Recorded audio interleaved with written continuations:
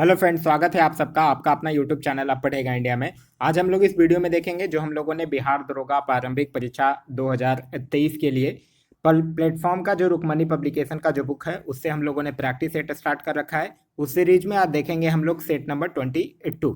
इसका अगर आप लोगों को पीडीएफ चाहिए तो पीडीएफ के लिए वीडियो के दिए गए डिस्क्रिप्शन लिंक से जाकर टेलीग्राम ग्रुप ज्वाइन कर सकते हैं, या फिर टेलीग्राम में जाकर सर्च कर लीजिएगा अब पढ़ेगा इंडिया। वहाँ जो ग्रुप आएगा उसको ज्वाइन कर लीजिए, वहाँ इसका पीडीएफ जो है वो प्रोवाइड करवा दिया गया है। तो चलिए अब बढ़ते अपने क्वेश्चंस की तरफ। आज का जो हमारा पहला क्वेश्चन है वो क्या कह रहा है। आज का जो हमारा पहला क्वेश्चन है वो कह रहा है कि निसाधनता यानी कि नाइट ब्लाइंडनेस जो है वो किसकी कमी के कारण होता है। तो नाइट ब्लाइंडनेस जो है वो विटामिन ए की कमी के कारण होता है। तो इस क्वेश्चन का जो सही आंसर होगा वो होगा ऑप्शन नंबर ए, यानी विटामिन ए की कमी के कारण होता है। विटामिन ए जो होता है वो इसका जो रासायनिक नाम होता है वो रेटिनॉल होता है। और विटामिन ए जो होता है वो नेत्र, त्वचा, हड्डी और हमारे शरीर की प्रतिरक्षा प्रणाली को मजबूती प्रदान करता है। वहीं अगर हम और ऑप्शंस की बात करते हैं तो विटामिन बी की अगर बात कीजिएगा तो विटामिन बी की कमी से बेरी नामक रोग होता है, विटामिन सी के कमी से स्कर्वी रोग होता है, और विटामिन डी के कमी से बच्चों में रिकेट्स और वयस्क में ऑस्ट्रियोमलेशिया नामक रोग जो है वो होता है। नेक्स्ट क्वेश्चन है क्वेश्चन नंबर सेकंड कि स्वतंत्र भारत का पहला आम चुनाव जो है वो किस वर्ष में हुआ था। तो स्वतंत्र भारत का पहला आम चुनाव जो है वो 1951-52 में हुआ था। तो इस क्वेश्चन का सही आंसर होगा वो होगा ऑप्शन नंबर डी, 1951-52 में हुआ था।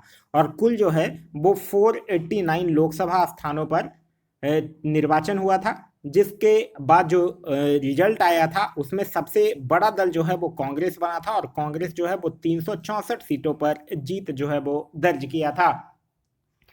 नेक्स्ट क्वेश्चन है क्वेश्चन नंबर थर्ड कि भारत में निर्वाचन आयोग किसके लिए चुनाव कराता है।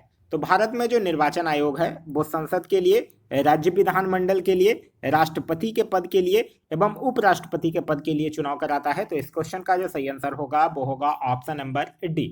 निर्वाचन आयोग की अगर बात कीजिएगा तो संविधान के भाग 15 में अनुच्छेद 324 से लेकर 329 तक जो है वो निर्वाचन से संबंधित है। और जो भारत निर्वाचन आयोग है इसकी स्थापना जो है वो कब हुई है, 25 जनवरी 1950 को इसकी स्थापना हुई है। और यह जो है वो एक अस्थाई संवैधानिक निकाय है। निर्वाचन आयोग का जो गठन है वो मुख्य निर्वाचन आयुक्त और साथ ही साथ दो अन्य निर्वाचन आयुक्तों के द्वारा होता है, जिसकी नियुक्ति जो है वो राष्ट्रपति के द्वारा किया जाता है। और इनका कार्यकाल जो होता है वो 6 वर्ष या 65 वर्ष की आयु जो भी पहले हो वो होता है। एक चीज और क्वेश्चन पूछा जाता है, वो ध्यान आपको रखना है कि पहले जो चुनाव आयोग था वो एक सदस्यीय था, लेकिन अक्टूबर 1993 में अस्थायी रूप से इसको 3 सदस्यीय आयोग जो है वो बना दिया गया है। नेक्स्ट क्वेश्चन कह रहा है कि डॉक्टर सीवी रमन को किस विषय के लिए नोबेल पुरस्कार से सम्मानित किया गया है। तो डॉक्टर सीवी रमन को नोबेल पुरस्कार जो है वो भौतिक शास्त्र में स्कैटरिंग ऑफ लाइट के लिए दिया गया था 1930 में। तो स्कैटरिंग ऑफ लाइट के लिए दिया गया है भौतिक शास्त्र में। तो इस क्वेश्चन का जो सही आंसर होगा वो होगा ऑप्शन नंबर ए, यानी कि भौतिक शास्त्र में। नोबेल पुरस्कार से एक चीज आपको ध्यान रखना है कि नोबेल पुरस्कार की जो स्थापना है वो कब की गई थी, 1901 में किया गया था। आगे है कि बसंत विषुव कब होता है। तो बसंत विषुव कब होता है, बसंत विषुव होता है 21 मार्च को। तो इस क्वेश्चन का तो सही आंसर होगा वो होगा ऑप्शन नंबर ए, यानी 21 मार्च को होता है। एक चीज आपको ध्यान रखना है कि विषुव क्या होता है। पृथ्वी की वह स्थिति होती है जब सूर्य की किरणें जो है वो विषुवत रेखा पर लंबवत पड़ती है और सर्वत्र दिन और रात जो है वो बराबर होता है। एक होता है शरद विषुव और एक होता है बसंत विषुव। 23 सितंबर को क्या होता है, शरद विषुव होता है, विषुव होता है। और 21 मार्च को क्या होता है, बसंत विषुव होता है। और इस दिन संपूर्ण पृथ्वी पर दिन और रात जो होता है वो क्या होता है, बराबर होता है। नेक्स्ट क्वेश्चन है क्वेश्चन नंबर 6 कि भारत प्रधान यमोत्तर यानी प्राइम मेडिटेरियन के किस ओर पड़ता है। तो भारत जो है वो प्रधान यमोत्तर जो प्राइम मेडिटेरियन है उसके पूरब ओर पड़ता है। तो इस क्वेश्चन का जो सही आंसर होगा वो होगा ऑप्शन नंबर सी, यानी कि पूरब ओर। आप लोग पढ़े होंगे कि 180 डिग्री देशांतर की को क्या कहा जाता है, अंतर्राष्ट्रीय तिथि रेखा कहा जाता है। जो भारत का प्रधान यमोत्तर है वो प्रयागराज के पास नैनी से गुजरता है। और जो भारत का मानक समय है वो जो जीएमटी है उससे 5.5 घंटा आगे है। आगे है कि किस भारतीय सम्राट ने बौद्ध धर्म को विश्व धर्म में परिणत कर दिया। तो किसने परिणत कर दिया? अशोक ने। तो इस क्वेश्चन का जो सही आंसर होगा वो होगा ऑप्शन नंबर सी, यानी कि अशोक ने। अशोक से एक चीज याद रखिएगा, अशोक था कौन? अशोक बिंदुसार का उत्तराधिकारी था और शासक बनने से पहले अशोक जो था वो अवंती का राज्यपाल था। अशोक के कार्यकाल में ही तृतीय बौद्ध संगति का आयोजन जो है वो पाटलिपुत्र में किया गया है। अशोक जो था वो बौद्ध धर्म के प्रचार के लिए अपने पुत्र महेंद्र और अपनी पुत्री संघमित्रा को श्रीलंका भी भेजा था। उपगुप्त नामक बौद्ध भिक्षु से अशोक जो था वो बौद्ध धर्म की दीक्षा लिया था। और अहरोरा लेख में यह घोषणा की गई है कि अशोक जो है वो व्यक्तिगत रूप से बौद्ध धर्म का अनुयायी था। नेक्स्ट है कि हड़प नीति यानी डॉक्टराइन ऑफ लैप्स का सृजक कौन था? तो डॉक्टराइन ऑफ लैप्स के लिए किसको जाना जाता है? लॉर्ड डलहौजी को जाना जाता है। तो इस क्वेश्चन का जो सही आंसर होगा वो होगा ऑप्शन नंबर बी, यानी लॉर्ड डलहौजी को किस लिए जाना जाता है? डॉक्टराइन ऑफ लैप्स के लिए जाना जाता है। लॉर्ड डलहौजी का जो टेन्योर था वो कब से कब तक था? 1848 से लेकर 1856 तक इसका टेन्योर था। और इससे जो कुछ याद रखने वाली बातें हैं वो यह है कि लॉर्ड डलहौजी जो था वो पृथक रूप से भारत में पहली बार सार्वजनिक निर्माण विभाग का स्थापना किया था। 1854 में एक स्वतंत्र विभाग के रूप में लोक सेवा विभाग की स्थापना किया था। शिमला को ग्रीष्मकालीन राजधानी बनाया था। साथ ही साथ इसको भारत में रेलवे का जनक भी माना जाता है।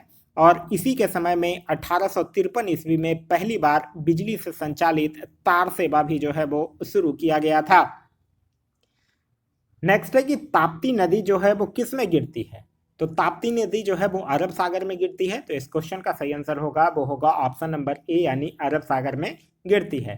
ताप्ती नदी जो है वो मध्य प्रदेश में जो बैतूल जिला है उसके मुल्ताई से निकलती है और अरब सागर में जाकर गिर जाती है।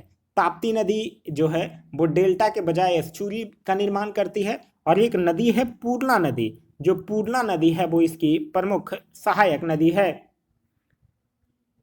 नेक्स्ट है कि किसी पिंड का भार। तो किसी पिंड का भार क्या होगा? सर्वत्र सामान्य होगा? नहीं, बिल्कुल नहीं। भूमध्य रेखा पर न्यूनतम होगा? ये बिल्कुल सही है। किसी पिंड का भार जो है वो भूमध्य रेखा पर न्यूनतम होगा। आप लोगों ने पढ़ा होगा कि जो किसी चीज का भार होता है वो जी का मान बढ़ने घटने से होता है। और आपने पढ़ा होगा कि जी का जो मान होता है वो मैक्सिमम कहाँ पे होता है? मैक्सिमम होता है ध्रुव पे। और अगर पूछे कि मिनिमम कहाँ होता है तो मिनिमम होता है विषुवत रेखा पर। क्लियर है? नेक्स्ट क्वेश्चन है क्वेश्चन नंबर 11 कि किस गांधीवादी आंदोलन में चौरी चौरा कांड जो है वो जुड़ा था?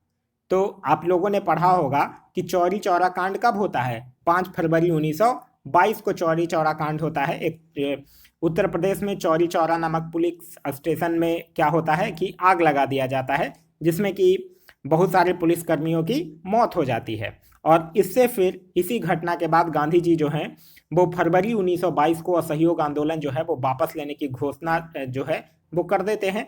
और उस समय गांधी जी कहाँ थे? बारदोली में थे। मतलब बारदोली से ही यह घोषणा करते हैं कि वो जो है वो असहयोग आंदोलन वापस लेते हैं। तो इस क्वेश्चन का जो सही आंसर होगा वो होगा ऑप्शन नंबर बी, यानी असहयोग आंदोलन।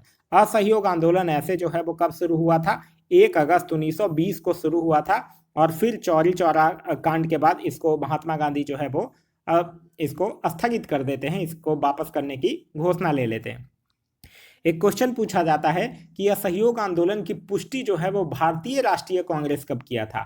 तो असहयोग आंदोलन की पुष्टि जो है वो भारतीय राष्ट्रीय कांग्रेस ने दिसंबर 1920 के नागपुर अधिवेशन में किया था। आगे है कि रेडियो धर्मीयता की खोज किसने किया था? तो रेडियो धर्मीयता की खोज जो है वो हेनरी बैकुरल के द्वारा किया गया है। तो इस क्वेश्चन का जो सही आंसर होगा वो होगा ऑप्शन नंबर डी। नेक्स्ट है कि पूर्वी भारत में शीतकालीन वर्षा का क्या कारण है? तो पूर्वी भारत में शीतकालीन वर्षा का जो मुख्य कारण है वो समुद्र से भूमि की ओर चलने वाला चक्रवात है। तो इस क्वेश्चन का सही आंसर होगा वो होगा ऑप्शन नंबर सी, समुद्र से भूमि की ओर चलने वाला चक्रवात। एक चीज ध्यान रखिएगा कि उत्तर भारत और पूर्वी भारत में शीत ऋतु में जो वर्षा होती है उसका मूल्य कारण जो है वो वेस्टर्न डिस्टर्बेंस यानी कि पश्चिमी विक्षोभ है। आगे है कि स्वतंत्रता का अधिकार जो है वो किस अनुच्छेद में प्रदत्त है? तो स्वतंत्रता का अधिकार की अगर हम लोग बात करते हैं तो यह किस अनुच्छेद में है? अनुच्छेद 19 में है। तो इस क्वेश्चन का सही आंसर होगा वो होगा ऑप्शन नंबर सी, यानी अनुच्छेद 19 में है। अनुच्छेद 17 में क्या है? अनुच्छेद 17 में अस्पृश्यता का अंत है। अनुच्छेद 18 में क्या है? उपाधियों का अंत है। और अनुच्छेद 20 की अगर बात करेंगे तो अपराधों के लिए दोष सिद्धि के संबंध में संरक्षण जो है वो अनुच्छेद 20 जो है वो प्रदान करता है। अनुच्छेद 19 की बात कीजिएगा तो अनुच्छेद 19 में मूल संविधान में 7 प्रकारों का इसके अंतर्गत स्वतंत्रता दिया गया था, लेकिन फिर 44वां संविधान संशोधन 1978 के द्वारा अनुच्छेद 19 के एफ में जो संपत्ति का अधिकार था, संपत्ति की स्वतंत्रता था, उसको हटा दिया जाता है और अनुच्छेद 300 क के अंतर्गत उसको कानूनी अधिकार बना दिया जाता है। एक क्वेश्चन पूछा जाता है कि प्रेस की स्वतंत्रता का वर्णन किस अनुच्छेद में है? तो प्रेस की स्वतंत्रता का वर्णन भी अनुच्छेद 19A में ही है। आगे है कि विटामिन। विटामिन क्या होता है? विटामिन जो होता है वो एबिटोमोनिसस बीमारी से बचाव के लिए आवश्यक होता है। तो इस क्वेश्चन का जो सही आंसर होगा वो होगा ऑप्शन नंबर डी। विटामिन की अगर बात कीजिएगा तो विटामिन का आविष्कार जो है वो किसके द्वारा किया गया था? फंक के द्वारा किया गया था। और कब किया गया था? 1911 में किया गया था। विटामिन जो है वो एक प्रकार का एक कार्बनिक यौगिक है और जिसे कि रक्षात्मक पदार्थ भी कहा जाता है। एक क्वेश्चन पूछा जाता है, एक जल में घुलनशील विटामिन कौन से हैं और एक वसा में घुलनशील विटामिन कौन से हैं? तो वो आपको ध्यान रखना है। अगर पूछ दे कि जल में घुलनशील विटामिन कौन कौन से हैं, तब आपका आंसर हो जाएगा विटामिन बी और विटामिन सी। और अगर यही पूछ दे कि वसा में घुलनशील कौन कौन से विटामिन है, तब आपका आंसर हो जाएगा ए, डी, ई और के। क्लियर है? चलिए आगे है कि प्रकाश संश्लेषण है। तो प्रकाश संश्लेषण किसको कहते हैं? पौधे में जो जल, प्रकाश, क्लोरोफिल और कार्बन डाइऑक्साइड की उपस्थिति में जो भोजन बनाने की प्रक्रिया होता है, उसी को क्या कहा जाता है? प्रकाश संश्लेषण कहा जाता है, जो कि मात्र एक प्रकाश रासायनिक प्रक्रिया है। तो इस क्वेश्चन का सही आंसर होगा वो होगा ऑप्शन नंबर ए। प्रकाश संश्लेषण जो है वो मात्र एक प्रकाश रासायनिक प्रक्रिया है। आगे है कि निम्नलिखित में से कौन सा तत्व जो है वो प्रयुक्त किए जाने पर प्रकाश ऊर्जा शीघ्रता से विद्युत ऊर्जा में परिवर्तित हो जाती है? तो सेलेनियम का जो प्रयुक्त करने पे प्रकाश ऊर्जा जो है वो शीघ्रता से विद्युत ऊर्जा में परिवर्तित हो जाती है। तो इस क्वेश्चन का सही आंसर होगा वो होगा ऑप्शन नंबर डी, यानी सेलेनियम। सेलेनियम का उपयोग जो है वो बड़े पैमाने पर रेक्टिफायर में भी किया जाता है। सेलेनियम जो है वो स्कैल्प फंगस के लिए विषैला होता है, जो कि रुस्सी का कारण बनता है हमारे शरीर बाल में। इसीलिए ये जो सेलेनियम होता है इसका उपयोग जो एंटी डैंड्रफ शैम्पू जो आता है, जो आप लोग टीवी पे ऐड देखते होंगे कि ये एंटी डैंड्रफ शैम्पू है, तो उसमें भी ये सेलेनियम का ही प्रयोग जो है वो किया जाता है। सेलेनियम जो है वो एक अर्धचालक तत्व है, जिसका प्रयोग जो है वो फोटोस्टेट मशीन में भी किया जाता है। सेलेनियम की अगर परमाणु संख्या की बात कीजिएगा तो सेलेनियम का परमाणु संख्या जो होता है वो 34 होता है। आगे है कि डायबिटीज के मरीज के लिए इंसुलिन का कार्य है। तो डायबिटीज के मरीज के लिए इंसुलिन का जो कार्य है वो है कि रक्त में चीनी के स्तर को नियंत्रित करना। तो इस क्वेश्चन का सही आंसर होगा वो होगा ऑप्शन नंबर ए। याद रखिएगा, इंसुलिन जो है वो हार्मोन रक्त में उपस्थित ग्लूकोज को ग्लाइकोजेन में परिवर्तित कर देता है। आगे है कि भारतीय संविधान है। तो भारतीय संविधान क्या है? एक अर्ध संघीय है। तो इस क्वेश्चन का सही आंसर होगा वो होगा ऑप्शन नंबर डी, यानी कि अर्ध संघीय है। याद रखिएगा, एक नाम केसी व्हीलर, ये केसी व्हीलर जो थे उन्होंने भारतीय संविधान को अर्ध संघीय कहा था। एक क्वेश्चन पूछा जाता है कि डी बसु जो है वो भारतीय संविधान को क्या कहे थे? तो डी बसु के अकॉर्डिंग भारतीय संविधान जो है वो संघात्मक और एकात्मक का मिश्रण है। एक पूछा जाता है नाम प्रोफेसर डाइसी। प्रोफेसर डाइसी जो है वो भारतीय संविधान को कैसा माने थे? संघात्मक माने थे। तो यह तीनों नाम आप लोगों को याद रखिएगा, केसी व्हीलर, डी बसु और प्रोफेसर डाइसी। आगे है कि विद्युत धनात्मक यानी इलेक्ट्रोपॉजिटिव धातु है। तो इलेक्ट्रोपॉजिटिव धातु क्या है? हाइड्रोजन है। तो इस क्वेश्चन का सही आंसर होगा वो होगा ऑप्शन नंबर सी, यानी कि हाइड्रोजन है। हाइड्रोजन जो है वो इसके 3 समस्थानिक ज्ञात हैं, एक है प्रोटियम, एक है ड्यूटेरियम और एक है ट्राइटियम। और हाइड्रोजन प्राप्त करने की जो सबसे सस्ती विधि है वो जल गैस है। और ये हाइड्रोजन जो है, ये हाइड्रोजन गैस का उपयोग जो है वो हैबर विधि से अमोनिया के उत्पादन में किया जाता है। नेक्स्ट है कि तांबा एल्युमिनियम की अपेक्षा अच्छा चालक है, क्योंकि तांबा का जो विशिष्ट प्रतिरोध है वो एल्युमिनियम से कम होता है। तो इस क्वेश्चन का जो सही आंसर होगा वो होगा ऑप्शन नंबर बी। तांबा से एक चीज ध्यान रखिएगा, तांबा का निष्कर्षण जो है वो मुख्यतः कॉपर पाइराइट यस्क से किया जाता है और तांबा को उत्कृष्ट धातु भी कहा जाता है। महाराणा प्रताप और अकबर के बीच कौन सा युद्ध हुआ था? तो महाराणा प्रताप और अकबर के बीच हल्दी घाटी का युद्ध हुआ था। तो इस क्वेश्चन का सही आंसर होगा वो होगा option number B, Haldi Ghati का युद्ध हुआ था। और कब हुआ था हल्दी घाटी का युद्ध? 1576 में, 18 जून 1576 को हल्दी घाटी का युद्ध जो है वो हुआ था। हल्दी घाटी के युद्ध में जो मुगल सेना का नेतृत्व है वो मान सिंह और आसफ खान के द्वारा किया गया था, और जो महाराणा प्रताप की सेना थी उसका नेतृत्व जो है वो हकीम खान के द्वारा किया गया था। हिमालय का चीड़ का वृक्ष जो है वो किस प्रकार का वृक्ष है? तो हिमालय का चीड़ का जो वृक्ष है वो कोणधारी प्रकार का वृक्ष है। तो इस क्वेश्चन का जो सही आंसर होगा वो होगा ऑप्शन नंबर ए, यानी कि कोणधारी प्रकार का यह जो है वो वृक्ष है। नेक्स्ट है कि भारतीय संविधान सभा द्वारा किस तिथि को पारित किया गया था? तो भारतीय संविधान जो है वो संविधान सभा के द्वारा कब पारित किया गया था? 26 नवंबर 1949 को पारित किया गया था। तो इस क्वेश्चन का जो सही आंसर होगा वो होगा ऑप्शन नंबर सी, 26 नवंबर 1949 को पारित किया गया था। संविधान के निर्माण की प्रक्रिया में कुल 2 वर्ष 11 महीने और 18 दिन लगा था, और संविधान के प्रारूप पर कुल 114 दिन जो है वो बहस हुआ था। संविधान सभा के द्वारा कुछ और भी अन्य कार्य जो हैं वो आपको ध्यान रखने हैं, जैसे कि संविधान सभा जो है वो मई 1949 में राष्ट्रमंडल में भारत की सदस्यता का सत्यापन किया था, 22 जुलाई 1947 को राष्ट्रीय ध्वज को अपनाया था, और 24 जनवरी 1950 को राष्ट्रगान को अपनाया था। अलाउद्दीन खिलजी द्वारा प्रचलित बाजार नियंत्रण व्यवस्था की देखरेख किस विभाग या मंत्रालय के नियंत्रणाधीन थी? तो अलाउद्दीन खिलजी के द्वारा प्रचलित बाजार नियंत्रण व्यवस्था की देखरेख जो है वो दीवाने रियासत के नियंत्रणाधीन थी। तो इस क्वेश्चन का जो सही आंसर होगा वो होगा ऑप्शन नंबर ए, दीवाने रियासत। आप लोगों ने पढ़ा होगा कि अलाउद्दीन जो था वो मलिक याकूब को दीवाने रियासत जो है वो नियुक्त किया था। अलाउद्दीन खिलजी से कुछ और भी चीजें हैं जो आपको ध्यान रखना है।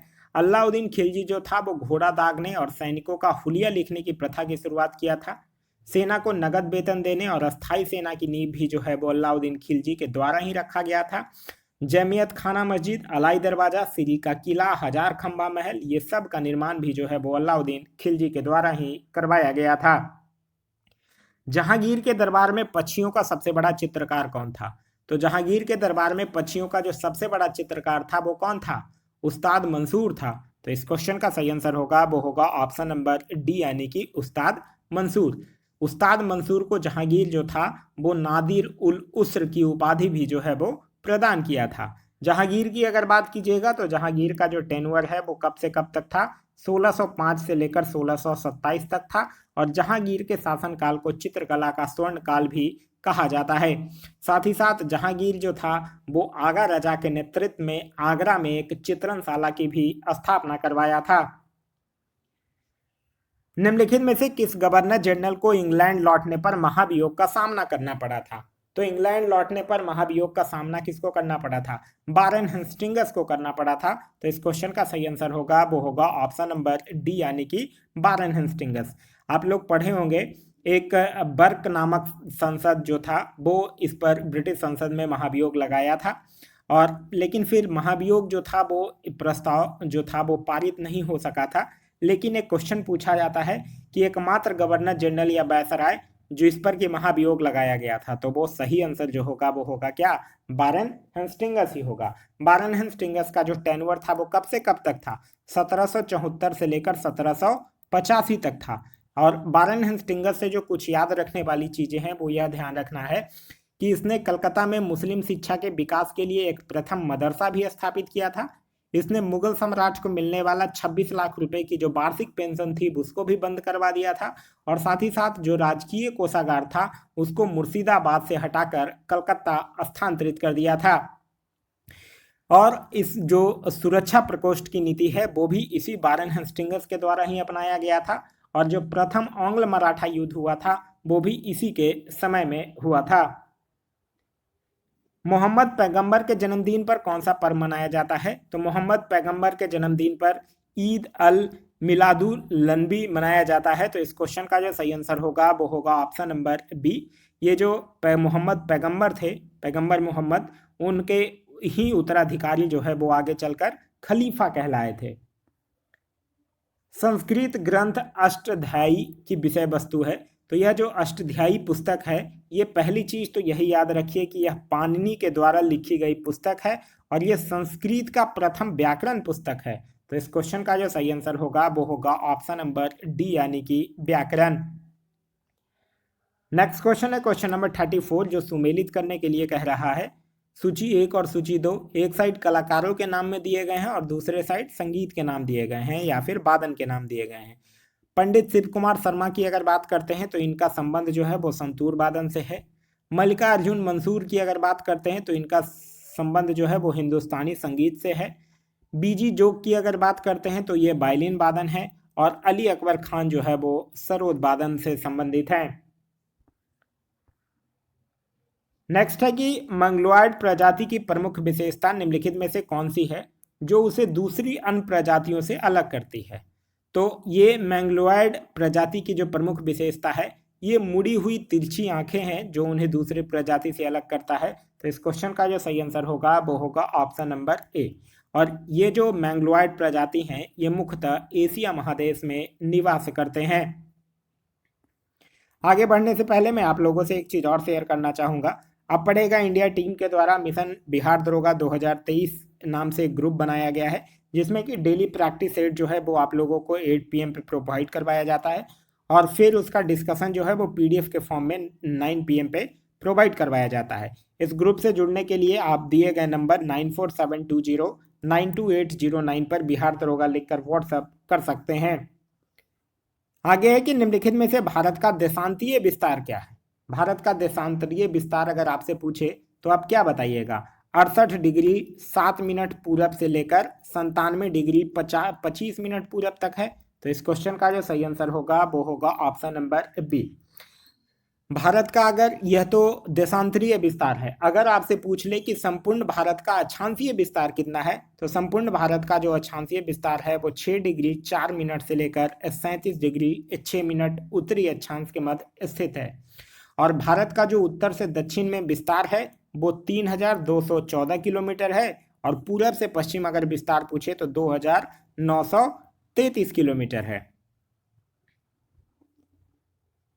आगे है कि निम्नलिखित में से कौन सी नदी जो है वो प्रारंभ में अरुण नदी के नाम से जानी जाती है? तो प्रारंभ में अरुण नदी के नाम से कौन सी नदी को जाना जाता है? कोसी नदी को जाना जाता है। तो इस क्वेश्चन का सही आंसर होगा वो होगा ऑप्शन नंबर बी, यानी कोसी नदी। कोसी नदी का जो उद्गम स्थान है वो गोसाईथान चोटी के ऊपर नेपाल में स्थित है, और सुनकोसी, लिखू, यारू, दूधकोसी जो है वो कोसी की प्रमुख सहायक नदियां हैं। नेक्स्ट है कि love point, double hit, net fault, service शब्द जो है वो किस खेल से जुड़े शब्द हैं? तो यह शब्द जो है वो वॉलीबॉल से जुड़ा हुआ है। तो इस क्वेश्चन का सही आंसर होगा वो होगा option number B, volleyball. Volleyball में जो खिलाड़ियों की संख्या होती है वो होता है 6, और वॉलीबॉल के लिए एक सर्वोच्च संस्था जो है वो इंटरनेशनल वॉलीबॉल फेडरेशन है, जिसकी स्थापना जो है वो 1947 में किया गया था। फतेहपुर सिकरी स्थित लाल पत्थर से निर्मित शेख सलीम चिश्ती के मकबरे को किसने संगमरमर का करवाया था? आपसे पूछ रहा है कि शेख सलीम चिश्ती के मकबरे को संगमरमर का किसने करवाया था। यह तो आप लोग पढ़े ही होंगे कि अकबर जो था वो शेख सलीम चिश्ती के दरगाह का निर्माण करवाया था, क्योंकि शेख सलीम चिश्ती जो थे वो अकबर के क्या थे? आध्यात्मिक गुरु थे। और अकबर जो था वो शेख सलीम चिश्ती के ही सम्मान में फतेहपुर सिकरी को 1571 में राजधानी घोषित कर देता है। साथ ही साथ अकबर का जो बेटा था जहांगीर, उसका नाम भी जो सलीम खान रखा जाता है वो यही शेख सलीम चिश्ती के ही नाम पे रखा जाता है। इवन ऐसा कहा जाता है कि जहांगीर का जो जन्म हुआ था वो सूफी संत शेख सलीम चिश्ती के आशीर्वाद से ही हुआ था। तो यहाँ पूछ रहा है कि सलीम चिश्ती के मकबरे का किसने संगमरमर करवाया था, तो जहांगीर नहीं करवाया था। तो इस क्वेश्चन का जो सही आंसर होगा वो होगा ऑप्शन नंबर बी यानी जहांगीर ने। नेक्स्ट है कि महात्मा बुद्ध से संबंधित किस घटना को धर्मचक्र परिवर्तन जो है वो कहा जाता है। तो धर्मचक्र परिवर्तन, जब वो सारनाथ में अपना प्रथम उपदेश दिए थे, उसी को बौद्ध धर्म में धर्मचक्र परिवर्तन कहा गया है। तो इस क्वेश्चन का सही आंसर होगा वो होगा ऑप्शन नंबर सी यानी सारनाथ में दिया प्रथम उपदेश। अच्छा, अगर आपसे पूछ दे कि सर्वाधिक उपदेश महात्मा बुद्ध ने कहाँ दिया है, तो सर्वाधिक उपदेश जो है वो महात्मा बुद्ध के द्वारा कहाँ दिया गया है, श्रावस्ती में दिया गया है। साथ ही साथ याद रखिएगा, बुद्ध जो है वो अपने उपदेश जनसाधारण की भाषा पाली में दिए थे। विश्व भर में किस तिथि को अंतर्राष्ट्रीय मानव अंतरिक्ष उड़ान दिवस मनाया जाता है। तो अंतर्राष्ट्रीय मानव अंतरिक्ष उड़ान दिवस जो है वो 12 अप्रैल को मनाया जाता है। तो इस क्वेश्चन का सही आंसर होगा वो होगा ऑप्शन नंबर सी 12 अप्रैल। 10 अप्रैल को याद रखिएगा विश्व हेम्योपैथी दिवस मनाया जाता है। 11 अप्रैल को राष्ट्रीय सुरक्षित मातृत्व दिवस मनाया जाता है। और 13 अप्रैल से तो आप लोग भली भांति परिचित होंगे जलियांवाला बाग हत्याकांड। आगे है कि चुंबकीय विषुवत रेखा मैग्नेटिक इक्वेटर पर नति का कोण जो है वो एंगल ऑफ डीप कितना होता है। तो यह होता है 0 डिग्री। तो इस क्वेश्चन का सही आंसर होगा वो होगा ऑप्शन नंबर सी 0 डिग्री। एक क्वेश्चन पूछा जाता है कि पृथ्वी के ध्रुव पर नमन कोण का मान कितना होता है। तो पृथ्वी के ध्रुव पर नमन कोण का मान जो होता है वो 90 डिग्री होता है और विषुवत रेखा पर 0 डिग्री होता है। आगे है कि संसद ने किस वर्ष भारतीय नागरिकता अधिनियम बनाया था। तो संसद जो है वो 1955 में भारतीय नागरिकता अधिनियम बनाया। तो इस क्वेश्चन का सही आंसर होगा वो होगा ऑप्शन नंबर डी 1955 में। लेकिन फिर इसमें कई बार, लगभग 6 बार इसमें संशोधन किया गया है। जैसे कि 1986 में प्रथम बार किया गया, फिर 1992 में किया गया, 2003 में किया गया, 2005 में किया गया, 2015 में किया गया, 2019 में किया गया। ये इतने बार जो है वो ये भारतीय नागरिकता अधिनियम में संशोधन जो है वो किया जा चुका है। नागरिकता की अगर बात करते हैं तो भारत में एकल नागरिकता का प्रावधान है और भारतीय संविधान में नागरिकता के संबंध में जो वर्णित है वो कहाँ वर्णित है, भाग 2 में अनुच्छेद 5 से 11 तक।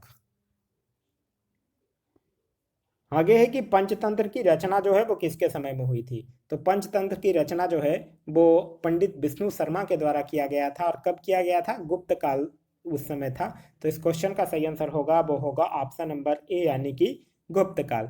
गुप्त काल से ध्यान रखिएगा, गुप्त वंश का जो संस्थापक था वो श्री गुप्त था और सांस्कृतिक उपलब्धियों के कारण गुप्त काल को भारतीय इतिहास का स्वर्ण युग भी कहा जाता है। और गुप्त काल में उज्जैन जो था वो सर्वाधिक महत्वपूर्ण व्यापारिक केंद्र था।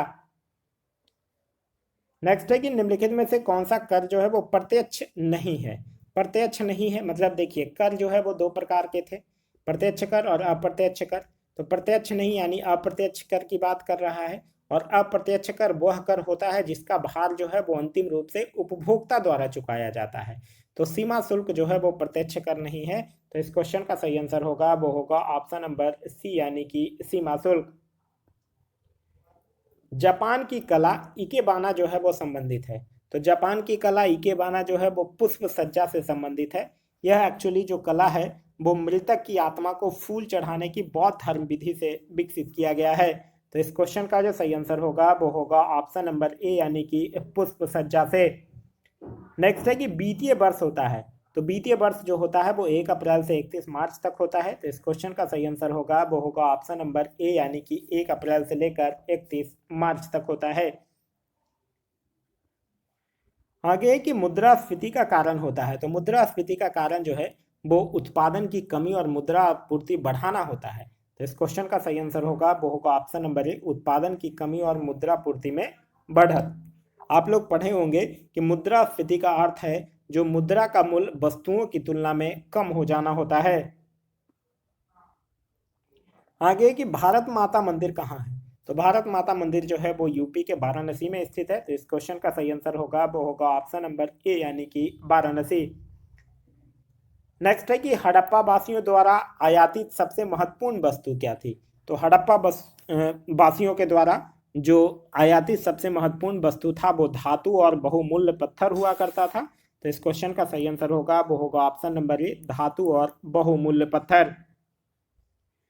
ठंडी जलवायु वाले स्तनधारियों के कान और पाद आमतौर पर छोटे होते हैं ताकि ऊष्मा की हानि जो हो वो न्यूनतम है। यह नियम किसका है? तो यह नियम जो है वो एलन का नियम है। तो इस क्वेश्चन का सही आंसर होगा वो होगा ऑप्शन नंबर बी। और इस नियम के अनुसार जीव जो है वो अनुकूलन के लिए अपने शरीर के अंगों का रूपांतरण करते हैं। नेक्स्ट है कि निम्नलिखित में से किसे 12वीं शताब्दी का महानतम जैन विद्वान माना जाता है? तो 12वीं शताब्दी का महानतम जैन विद्वान जो है वो हेमचंद्र को माना जाता है। तो इस क्वेश्चन का सही आंसर होगा वो होगा ऑप्शन नंबर डी यानी कि हेमचंद्र। नेक्स्ट है कि निम्नलिखित में से कौन सा नैतिक गुण जो है वो भागवत धर्म का एक अंग नहीं था, यह आपसे पूछ रहा है। दान पुण्य ये था, आजर्ब ये भी था, अहिंसा, प्राणियों के प्रति अछती की भावना यह भी था, सम्यक आजीव उचित आजीविका यह नहीं था। क्योंकि आप लोग पढ़े होंगे कि सम्यक आजीव जो है वो अष्टांगिक मार्ग में सम्यक आजीव जो बौद्ध धर्म है उसमें शामिल है। तो ये सम्यक आजीव का जो संबंध है वो किससे है? बौद्ध धर्म से है, ना कि भागवत धर्म से। तो इस क्वेश्चन का जो सही आंसर होगा वो होगा ऑप्शन नंबर डी। नेक्स्ट है कि 1907 के सूरत अधिवेशन में कांग्रेस का विभाजन हुआ था। बिल्कुल सही है, 1907 में जो कांग्रेस का जो विभाजन हुआ था सूरत अधिवेशन में, जिसकी अध्यक्षता जो है वो रास बिहारी बोस के द्वारा किया गया था। कांग्रेस इन विभाजित गुटों गर्म दल और नरम दल के बीच पुनः एकीकरण कौन से समझौते में हुआ था? तो पुनः एकीकरण जो हुआ था वो कौन से समझौते में हुआ था? लखनऊ अधिवेशन 1916 में हुआ था। तो इस क्वेश्चन का सही आंसर होगा वो होगा ऑप्शन नंबर बी, लखनऊ अधिवेशन 1916, जिसकी अध्यक्षता जो है वो अंबिका चरण मजूमदार के द्वारा किया गया था। निम्नलिखित में से किस वायसराय के समय दिल्ली दरबार का आयोजन किया गया था? तो प्रथम दिल्ली दरबार का आयोजन जो है वो किस वायसराय के समय किया गया था? लॉर्ड लिट्टन के समय किया गया था। तो इस क्वेश्चन का सही आंसर होगा वो होगा ऑप्शन नंबर ए, लॉर्ड लिट्टन। लॉर्ड लिट्टन का जो टेन्योर था वो कब से कब तक था? 1876 से लेकर 1880 तक था लॉर्ड लिट्टन का जो टेन्योर था। और यही लॉर्ड लिट्टन के समय दिल्ली दरबार का आयोजन किया जाता है। और 1 जनवरी 1877 को दिल्ली दरबार आयोजित करके महारानी विक्टोरिया को औपचारिक रूप से सामग्री जो है वो घोषित किया गया था। लॉर्ड लिट्टन से कुछ और भी चीजें याद रखिएगा। लॉर्ड लिट्टन जो था वो मार्च 1878 में वर्नाकुलर प्रेस एक्ट पारित करता है। सिविल सेवा परीक्षाओं में प्रवेश की अधिकतम आयु सीमा जो है वो 21 वर्ष से घटाकर 19 वर्ष कर देता है। अलीगढ़ में एक मुस्लिम एंग्लो प्राच्य महाविद्यालय की स्थापना करता है। और रिचर्ड स्ट्रेची की अध्यक्षता में 1878 में एक अकाल आयोग की नियुक्ति भी लॉर्ड लिट्टन जो है वो करता है। नेक्स्ट है कि संसद के प्रत्येक सदन की बैठक की कार्यसूची में पहला विषय निम्नलिखित में से कौन सा होता है? याचिका समिति के प्रतिवेदन पर विचार करना नहीं, प्रश्नकाल हाँ ये पहला विषय होता है, शून्यकाल नहीं, ध्यानाकर्षण प्रस्ताव ये भी नहीं। तो इस क्वेश्चन का जो सही आंसर होगा वो होगा ऑप्शन नंबर बी, केवल 2 जो है वो सही है। प्रश्नकाल की अगर बात करते हैं तो दोनों सदनों में प्रत्येक बैठक के प्रारंभ में 1 घंटे तक प्रश्न किए जाते हैं और उसके उत्तर दिए जाते हैं। उसे ही क्या कहा जाता है? प्रश्नकाल कहा जाता है। नेक्स्ट है कि निम्नलिखित में से किस देश के कुछ भाग यूरोप महाद्वीप में तथा कुछ जो है वो एशिया महाद्वीप में आते हैं? तो यह कौन से देश का? तुर्की का, जिसको कि क्या कहा जाता है? यूरोप का मरीज कहा जाता है। तो इस क्वेश्चन का सही आंसर होगा वो होगा ऑप्शन नंबर सी यानी कि तुर्की। एक क्वेश्चन पूछा जाता है कि आधुनिक तुर्की का निर्माता किसको माना जाता है? तो आधुनिक तुर्की का निर्माता जो है वो मुस्तफा कमाल पाशा को माना जाता है। आगे है कि अंतरिक्ष में कई सौ किलोमीटर प्रति सेकंड की गति से यात्रा कर रहे विद्युत आवेशी कण यदि पृथ्वी के धरातल पर पहुंच जाए तो जीव जंतुओं को गंभीर नुकसान पहुंच सकता है। यह कण जो है वो किस कारण से पृथ्वी के धरातल पर नहीं पहुंचते हैं? तो किस कारण से पृथ्वी के धरातल पर नहीं पहुंचता है? कि पृथ्वी का चुंबकीय शक्ति जो है वो उन्हें ध्रुवों की ओर मोड़ देती है। तो इस क्वेश्चन का जो सही आंसर होगा वो होगा ऑप्शन नंबर ए। नेक्स्ट है कि स्वस्थ व्यक्ति का रक्त होता है। तो स्वस्थ व्यक्ति का रक्त जो होता है वो क्षारीय होता है, क्योंकि आप लोगों ने पढ़ा होगा कि रक्त क्या है? एक क्षारीय विलयन है जिसका पीएच मान जो है वो लगभग 7.4 होता है। तो इस क्वेश्चन का जो सही आंसर होगा वो होगा ऑप्शन नंबर बी यानी कि क्षारीय। नेक्स्ट है कि निम्नलिखित में से यक्ष्मा यानी ट्यूबरक्लोसिस का रोगाणु है। तो ट्यूबरक्लोसिस किसके द्वारा होता है? बैक्टीरिया के कारण यानी जीवाणु के द्वारा होने वाली बीमारी है। तो इस क्वेश्चन का सही आंसर होगा वो होगा ऑप्शन नंबर डी यानी कि बैक्टीरिया। जीवाणु या बैक्टीरिया जिसके कारण होने वाले कुछ अन्य रोगों के नाम भी आपको याद रखना है, जैसे कि प्लेग, निमोनिया, हैजा, मोतीछारा, टिटनस, डिप्थीरिया, काली खांसी, कुष्ठ, सिफिलिस, ये सब जो है वो किसके कारण? बैक्टीरिया या जीवाणु के कारण होने वाली बीमारियां हैं। दूध में उपस्थित शर्करा है, तो दूध में उपस्थित शर्करा क्या होता है? लैक्टोज होता है। तो इस क्वेश्चन का सही आंसर होगा वो होगा ऑप्शन नंबर ए लैक्टोज। आप लोग पढ़े होंगे glucose plus galactose, glucose plus galactose क्या बनाता है? लैक्टोज बनाता है। नेक्स्ट है कि झोंका ब्लास्ट एक चर्चित रोग है, यह निम्नलिखित में से किस फसल से संबंधित है? तो ब्लास्ट किस फसल में होता है? धान में होता है। तो इस क्वेश्चन का जो सही आंसर होगा वो होगा ऑप्शन नंबर ए यानी कि धान में होता है। नेक्स्ट है कि क्लोरोफिल की संरचना में कौन सा तत्व सम्मिलित है? तो क्लोरोफिल जो है वो पत्तियों में एक हरे रंग का बर्नक होता है जिसकी संरचना में मैग्नीशियम तत्व पाया जाता है। तो इस क्वेश्चन का जो सही आंसर होगा वो होगा ऑप्शन नंबर सी यानी कि मैग्नीशियम। नेक्स्ट है कि प्राचीन काल में सिकंदर एवं पोरस के मध्य हाइडिप्स्टेपिज का युद्ध जो है वो कब लड़ा गया था? जिसको कि इस युद्ध को हम लोग क्या कहते हैं? झेलम नदी का युद्ध या फिर बितस्ता का युद्ध के नाम से जाना जाता है। और यह कब लड़ा गया था? 326 ईसा पूर्व में लड़ा गया था। तो इस क्वेश्चन का जो सही आंसर होगा वो होगा ऑप्शन नंबर ए। नेक्स्ट क्वेश्चन है क्वेश्चन नंबर 66 कि सूर्य का प्रकाश पृथ्वी पर कितने समय तक पहुंचता है? तो सूर्य का प्रकाश जो है वो पृथ्वी पर पहुंचने में कितना टाइम लेता है? 8 मिनट और 16.6 सेकंड लेता है। तो यहाँ आप 8 मिनट 19 ये टिक कर सकते हैं। तो ऐसे 8 मिनट 16.6 सेकंड जो है वो लेता है, याद रखिएगा। सूर्य का प्रकाश जो है वो पृथ्वी पर पहुंचने में कितना टाइम लेता है? तो 8 मिनट 16.6 सेकंड टाइम लेता है। सूर्य जो है वो एक गैसीय गोला है जिसमें हाइड्रोजन 71%, हीलियम 26.5% और अन्य तत्व जो है वो 2.5% होता है। सूर्य की जो दीप्तिमान सतह है उसको क्या कहा जाता है? प्रकाश मंडल कहा जाता है। और सूर्य जो है वो अपने अक्ष पर पूरब से पश्चिम की ओर घूमता है। नेक्स्ट है कि एस्किमो जाति का आवास कहलाता है। तो एस्किमो जाति का जो आवास है वो क्या कहलाता है? इग्लू कहलाता है। तो इस क्वेश्चन का जो सही आंसर होगा वो होगा ऑप्शन नंबर बी यानी इग्लू। इग्लू एक्चुअली बर्फ से बना हुआ एक अर्धगोलाकार आवास होता है। और ये जो एस्किमो जाति होता है ये मुख्य रूप से ग्रीनलैंड और कनाडा क्षेत्र में पाया जाता है। नेक्स्ट है कि किसी भी राज्य विधान परिषद के कुल सदस्यों की संख्या का कितना भाग जो है वो किसी विश्वविद्यालयों में कम से कम 3 वर्ष पुराने स्नातकों द्वारा चुना जाता है?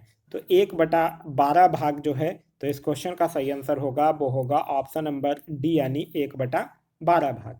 विधान परिषद का सदस्य बनने के लिए जो न्यूनतम आयु चाहिए वो कितनी चाहिए? 30 वर्ष चाहिए। अभी वर्तमान में 6 राज्य जो हैं उसमें क्या है? विधान परिषद है।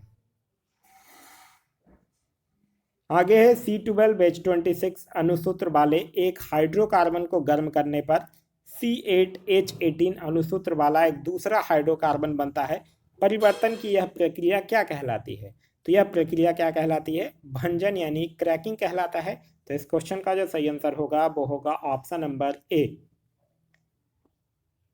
नेक्स्ट है कि मृगनयनी के लेखक हैं। तो मृगनयनी के लेखक कौन है? वृंदावन लाल वर्मा है। तो इस क्वेश्चन का सही आंसर है वो है ऑप्शन नंबर डी। मृगनयनी के लेखक वृंदावन लाल वर्मा है।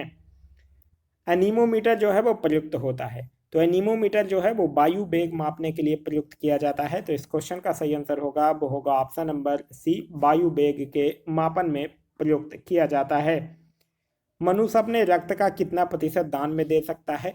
तो मनुष्य अपने रक्त का 10% जो है वो दान में दे सकता है। तो इस क्वेश्चन का सही आंसर होगा वो होगा ऑप्शन नंबर सी, 10%। रक्त से अभी हम लोगों ने एक चीज और पढ़ा था कि रक्त जो है वो क्या होता है, एक क्षारीय विलयन होता है जिसका पीएच मान जो है वो 7.4 होता है। आगे है कि विश्व में संख्या की दृष्टि से सबसे बड़ी मानव प्रजाति निम्नलिखित में से कौन सी है। तो कौन सी प्रजाति है, कॉकेसाइड प्रजाति, जिसको कि श्वेत प्रजाति के नाम से भी जाना जाता है। तो इस क्वेश्चन का जो सही आंसर होगा वो होगा ऑप्शन नंबर ए। नेक्स्ट है कि सोने के आभूषण बनाते समय उसमें कौन सी धातु जो है वो मिलाई जाती है। तो सोना को कठोर बनाने के लिए उसमें क्या मिलाया जाता है, तांबा मिलाया जाता है। तो इस क्वेश्चन का जो सही आंसर होगा वो होगा ऑप्शन नंबर ए, यानी कि तांबा मिलाया जाता है। नेक्स्ट क्वेश्चन कह रहा है कि ग्रेगर मेंडल निम्न में से किसके प्रतिपादन हेतु प्रसिद्ध हैं।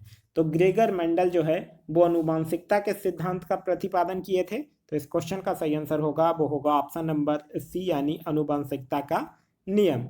ग्रेगर मेंडल को इसीलिए अनुवांशिकता का पिता भी जो है वो कहा जाता है। और मेंडल जो थे वो मटर के पौधे पर अनुवांशिकी का प्रयोग किए थे। नेक्स्ट है कि निद्रा रोग यानी स्लीपिंग सिकनेस पैदा करता है। तो स्लीपिंग सिकनेस जो है वो ट्रिपोनोसोमा पैदा करता है। तो इस क्वेश्चन का जो सही आंसर होगा वो होगा ऑप्शन नंबर बी।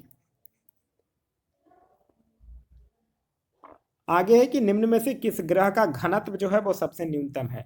तो किस ग्रह का घनत्व जो है वो सबसे न्यूनतम है, शनि का जो घनत्व होता है वो सबसे न्यूनतम है। तो इस क्वेश्चन का जो सही आंसर होगा वो होगा ऑप्शन नंबर सी, यानी कि शनि। शनि जो है वो आकार में दूसरा सबसे बड़ा ग्रह है, और शनि का जो सबसे बड़ा उपग्रह जो है उसका नाम टाइटन है। आगे है कि निम्न में से कौन सी एक मीठे पानी की झील है, यह आपको बताना है। तो मीठे पानी की यहाँ पे झील कौन हो जाएगा, लोकटक झील जो है वो मीठे पानी का झील है। तो इस क्वेश्चन का जो सही आंसर होगा वो होगा ऑप्शन नंबर ए, लोकटक झील, जो कि कहाँ स्थित है, मणिपुर में स्थित है। आगे है सर्वाधिक देशों वाला महाद्वीप कौन है। तो सर्वाधिक देशों वाला जो महाद्वीप है वो कौन सा है, अफ्रीका है। तो इस क्वेश्चन का जो सही आंसर होगा वो होगा ऑप्शन नंबर सी, यानी कि अफ्रीका है। आगे है कि 20 सूत्री आर्थिक विकास कार्यक्रम सर्वप्रथम प्रारंभ किया गया था। तो 20 सूत्री आर्थिक विकास कार्यक्रम जो है वो सबसे पहले कब शुरू किया गया था, 1975 में शुरू किया गया था। तो इस क्वेश्चन का सही आंसर होगा वो होगा ऑप्शन नंबर ए, 1975 में। एक इंपॉर्टेंट क्वेश्चन ये है कि ये पूछा जाता है कि किस पंचवर्षीय योजना में किया गया था। तो जैसे ही आप लोगों को पता होगा 1975, तो आप लोगों को तो दिमाग में होगा ही कि 1974 से 78 तक क्या था, पांचवी पंचवर्षीय योजना था। तो इस क्वेश्चन का जो सही आंसर होगा वो होगा ऑप्शन नंबर ए, यानी 1975। और ये जो पांचवी पंचवर्षीय योजना था इसमें गरीबी उन्मूलन और आत्मनिर्भरता जो था वो एक प्रमुख उद्देश्य था। नेक्स्ट क्वेश्चन है क्वेश्चन नंबर 81 कि निम्न में से किस वर्ष बॉम्बे स्टॉक एक्सचेंज की स्थापना की गई थी। तो बॉम्बे स्टॉक एक्सचेंज की जो स्थापना है वो 1875 में हुआ था। तो इस क्वेश्चन का सही आंसर होगा वो होगा ऑप्शन नंबर बी, 1875। ध्यान रखिएगा, बॉम्बे स्टॉक एक्सचेंज जो है वो भारत का ही नहीं बल्कि एशिया का सबसे पुराना स्टॉक एक्सचेंज है। नेक्स्ट है कि देश में वन्यजीव संरक्षण अधिनियम जो है वो कब लागू किया गया। तो देश में वन्यजीव संरक्षण अधिनियम जो है वो 1972 में लागू किया गया। तो इस क्वेश्चन का सही आंसर होगा वो होगा ऑप्शन नंबर बी, यानी 1972 में लागू किया गया। एक क्वेश्चन पूछा जाता है पर्यावरण संरक्षण अधिनियम कब लाया गया। तो पर्यावरण संरक्षण अधिनियम जो है वो 1986 में लाया गया है, यह भी आपको ध्यान रखना है। माइक्रोसॉफ्ट के द्वारा भारत में किस प्रोजेक्ट के अंतर्गत दुर्लभ भारतीय भाषाओं को संरक्षित करने में मदद हेतु भाषा प्रौद्योगिकी को सक्षम करना है। तो यह प्रोजेक्ट एलोरा के तहत। तो इस क्वेश्चन का जो सही आंसर होगा वो होगा ऑप्शन नंबर बी, यानी प्रोजेक्ट एलोरा।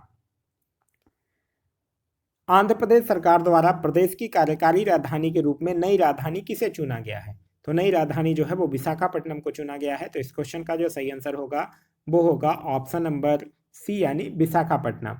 साथ ही साथ याद रखिएगा अमरावती को विधायी राजधानी और न्यायिक राजधानी के रूप में कुर्नूल को चुना गया है।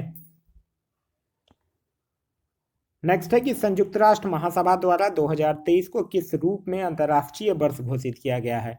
तो 2023 को मोटे अनाज का अंतर्राष्ट्रीय वर्ष घोषित किया गया है। तो इस क्वेश्चन का जो सही आंसर होगा वो होगा ऑप्शन नंबर ए यानी मोटे अनाज का अंतर्राष्ट्रीय वर्ष। लद्दाख के दूरस्थ क्षेत्रों में रहने वाले बच्चों के लिए भारतीय सेना के द्वारा कौन सा ऑपरेशन चलाया गया है? तो उस ऑपरेशन का नाम है ऑपरेशन सद्भावना। तो इस क्वेश्चन का जो सही आंसर होगा वो होगा ऑप्शन नंबर बी यानी ऑपरेशन सद्भावना। नेक्स्ट क्वेश्चन कह रहा है कि फरवरी 2023 के अनुसार अंतर्राष्ट्रीय खगोल संघ के ग्रह सूची में सबसे ज्यादा अधिक चंद्रमा वाला ग्रह कौन है? तो यह कौन सा ग्रह है? यह है बृहस्पति। तो इस क्वेश्चन का जो सही आंसर होगा वो होगा ऑप्शन नंबर ए बृहस्पति। ध्यान रखिएगा बृहस्पति जो है वो सौरमंडल का सबसे बड़ा और भारी ग्रह है। भारत के किस यूनिवर्सिटी को पहला लिविंग हेरिटेज यूनिवर्सिटी का यूनेस्को से विरासत का जो है वो दर्जा दिया गया है? तो यह भारत की किस यूनिवर्सिटी को दिया गया है? भारत के पश्चिम बंगाल में स्थित है जिसका नाम है विश्व भारती यूनिवर्सिटी बंगाल। तो इस क्वेश्चन का जो सही आंसर होगा वो होगा ऑप्शन नंबर सी।